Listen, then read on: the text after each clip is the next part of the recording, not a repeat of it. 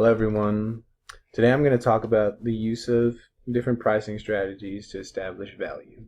Let's begin. Before we talk about the different pricing concepts, let's first talk about price. Price is a very important aspect of pricing strategies. It can represent quality and establish the value of a product. Price is the sacrifice the consumer is willing to make to acquire a product or service. These sacrifices include the money the consumer will pay to the seller and can also include the consumer's valued time, travel costs, taxes, and so forth. If a pricing strategy is well implemented, the consumer's economic conditions, markets, competitors, and government regulations, and even the own products will change constantly. But this doesn't mean a good pricing strategy will remain effective in the near future. Research has shown that price usually ranks as one of the most important factors for purchasing decisions. Price also provides perceived quality by the consumer when the consumer is less knowledgeable about the product. Successful pricing strategies are built around the five critical components of pricing, which include company objectives, costs, competition, customers, and channel members. Each of these play a significant role in formulating a good pricing policy. We will further explore each of these in detail. First, I will begin with the first C, which is company objectives. These specific objectives usually reflect how the firm intends to grow. The company objectives are expressed in four different forms with each of their own meanings. The first being profit-oriented firms, which focus primarily on the maximization of profits. This strategy relies on economic theory and should be able to identify the price at which its profits are maximized. Sales-oriented firms set their prices on the premise that increasing sales will help the firm more than increasing profits. An example is Apple. They set three price tiers, the 69-cent, 99-cent, and $1.29 songs. The songs that are the most popular are the most expensive, but by charging far less for less popular songs, the firm aims to increase its sales per customer. Premium pricing is a component of sales-oriented strategies. This is when a firm sets a high price for the consumers who always shop for the best, or for whom the price doesn't matter. Firms that are competitor-oriented use strategies that measure themselves against their competition. Some firms set prices that are similar to those of their major competitors, and this strategy is called competitive parity. Another competitor-oriented strategy is status quo pricing, and this strategy changes prices only to meet the competition's prices. Customer-oriented firms set its pricing strategy to focus on adding value to their products or services. Firms may offer high-priced items to enhance the company's reputation and increase the value in the minds of the consumers. The second of the five C's focuses on customers. Value and price are the two main concerns of the consumers. The economic theory of demand helps explain how prices are related to man or the consumer's desire for the products and services. The demand curve shows how many units of product will be demanded at different prices, all else equal. Meaning the demand curve assumes that everything else remains unchanged. For marketers, the assumption that the firm will not increase its expenditures on advertising and the economy will remain the same for a specific period of time. The law of demand can be explained like this. As prices increase, the demand for that specific product decreases. And if the price of a good decreases, the demand for that product rises. The demand curves allow firms to examine different prices in terms of quantity demanded. Not all products or services follow the demand curve. Prestige products and services are mainly purchased for the status that is associated with the product. In this case, the higher the price, the higher the status associated with it. These products are also exclusive because fewer people can afford these items. Prestige products can only be sold to a certain point, and this point can be reached due to higher prices, leading to a higher quantity sold. The prices of these products often demonstrate how rare, exclusive, and prestigious the product is. Some customers may value the increase in prestige more than the price of regular goods, which in turn the prestige products produced attains the greater value overall. Now that we know how customers react to different prices, it is important to understand how customers respond to actual changes in price.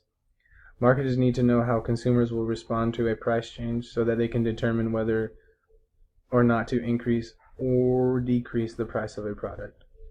Price elasticity of demand determines if an increase or decrease is needed.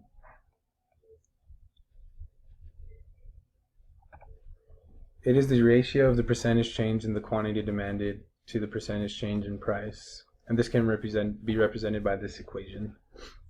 The price elasticity of demand is the percentage change in quantity demanded divided by the percentage change in price.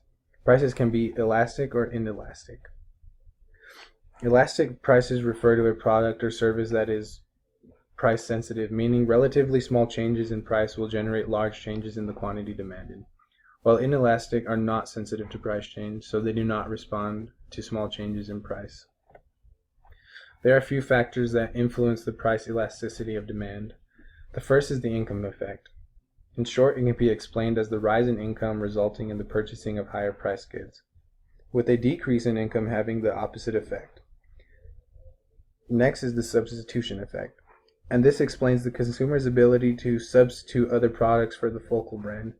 The greater the availability of substitute products, the higher the price elasticity of demand for any given product.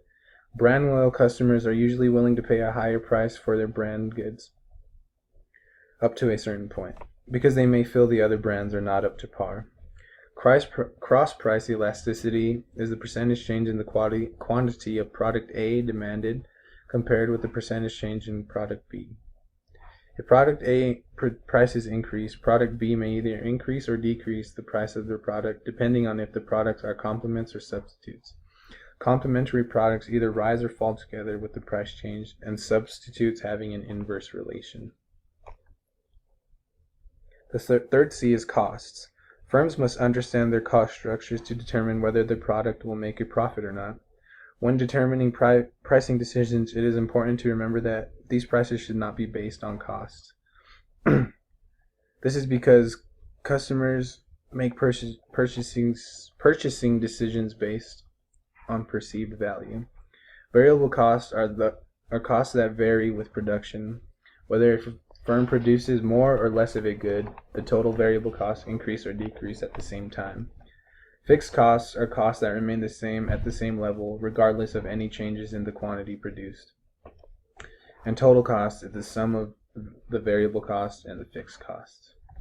The fourth C is competition. Competition has an immense influence on pricing strategies. There are 4 levels of competition, and we will examine each of these.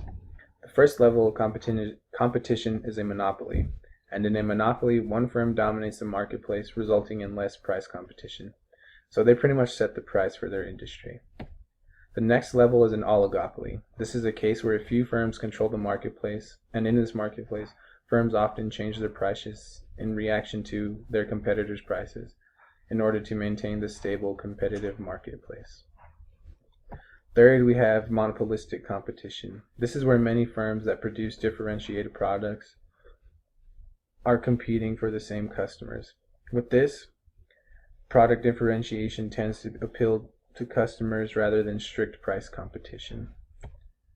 Lastly, we have pure competition. In pure competition, there is a large number of sellers with a standardized product. These include grain, gold, meat, spices, or minerals. These prices are often set according to the law of supply and demand. And we get to the fifth and final C, channel members.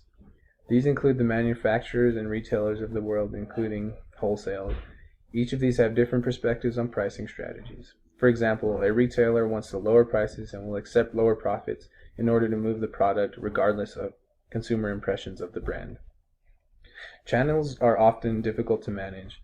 What usually results from these difficulties are gray markets. These markets that employ irregular methods, and in the gray markets, they circumvent channels of distribution to sell goods at lower prices than those intended by the manufacturers.